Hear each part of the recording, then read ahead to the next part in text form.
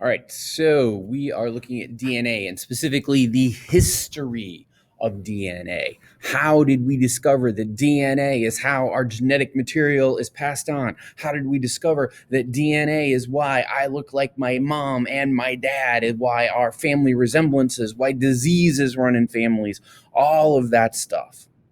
Well, we start back in 1928. As we're in 1928, you need to understand something about bacteria.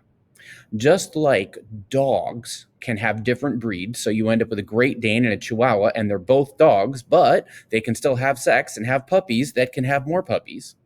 Bacteria of a single species can have different strains, very much like different breeds of dog. Now, these different strains of bacteria can have different characteristics. Just like a Great Dane is much taller than a Chihuahua, just like a Great Pyrenees has far more hair than a poodle, and so on.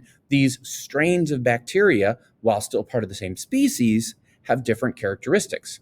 Specifically, it is the case that a species of bacteria can have one strain that is deadly or dangerous and another one that is perfectly fine. For instance, the E. coli bacteria has multiple strains, some of which are beneficial and are in the digestive system of most humans, others of which will kill you. Well, Frederick Griffith, back in 1928, had two strains of bacteria.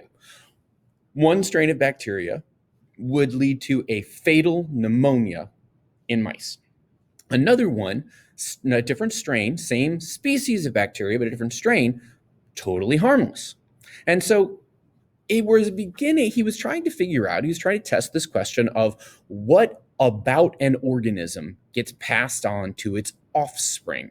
How is it that traits such as height or eye color, or in animals fur color, or all these things, how do these traits get passed on from one generation to the next? And so in testing these bacteria, what he did is he put killer bacteria from the killer strain in with some harmless bacteria. And he tried to, and what he found is that stuff from the killer bacteria became a part of the stuff from the regular harmless bacteria, and then it became killer bacteria. And he wasn't quite sure how that happened. And so he went out to test it, and he did some weird stuff.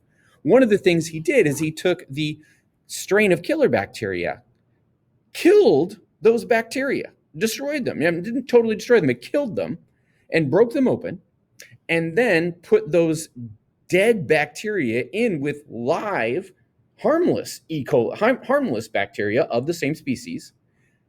And somehow those live, harmless bacteria took something from the deadly bacteria and became deadly bacteria. Something was transferring from the dead bacteria to the live bacteria. What's going on with that? And this is kind of the way it is. You got a rough strain and a smooth strain. The rough strain doesn't kill anything. The smooth strain does. So we have our little diagram here. We started with the rough strain. This is the harmless strain of bacteria. You inject the mouse with it. The mouse is like, I'm fine. This is harmless. You inject a mouse with the deadly strain. I'm not fine. This kills me. And then you take the deadly strain and you kill them. You boil them. You destroy them. You put the bacteria that's been dead into the mouse. Even though it was deadly when it was alive, now it's dead. The mouse doesn't die. But if you mix the killed deadly bacteria and live harmless bacteria, somehow something goes from the dead bacteria to the live bacteria and makes it killer bacteria.